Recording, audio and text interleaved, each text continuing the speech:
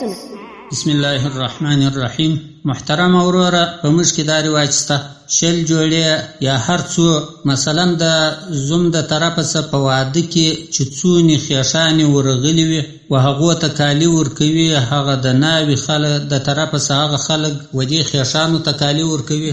دا ورا چې ورغلي وي هغه د دې ورابانو ښځو ته هغه کالي ورکوي و نارینهو ته هم کالي ورکوي. بیا چې د هغه ناوې را واده کې د دې خواڅه چې هغه خیښانې ورسره راغلي مېلمنې دا چې ځي دا بیا کالي ورکوي، پړونان ورکوي، شیام ورکوي.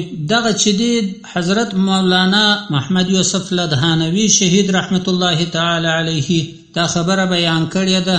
دا یې د لعنت په الفاظو ویلي دي. ودې ته هغه دا په دې خاطر یو دا په لعنت باندې بللې ده چې رسول الله صلی الله علیه وسلم چې بیبي فاطمه رضی الله تعالی عنها ودوله دوی میچنې د اوبو دپاره دوی مشکولې یا چاګلې یو د چمړې د شی د هوارېدو چې په هغې کې د خرماو پوستونو و خورونه پراته وه ډکوله د دې څه ډکه سوې وه دا او یو پټو دا یې ورکړی دی نبي علیه الصلاة وسلام. نور یې نه وخیښانو ته نه د هې طرف نه د هغه طرف نه نور شیان دا یې وخیښانو ته یو شی نه دی ورکول سوی.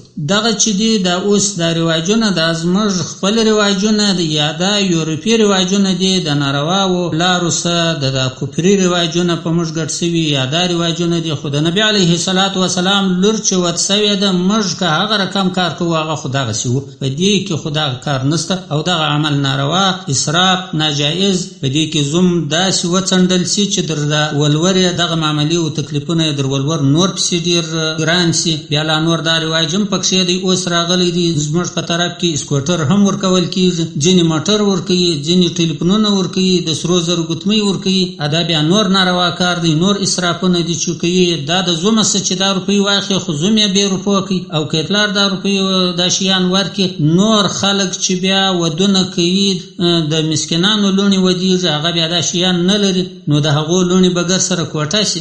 دا اسرافي ناروا کار دی. بل بیا دا کار هم فکر رالی چې دا یو د بله غاړه غځول اسرافونه او د ریاکاري دا هم فکر رالی. دا ناروا عمل دی. مجموع الفتاوا دپاره د ښځو 2 جلد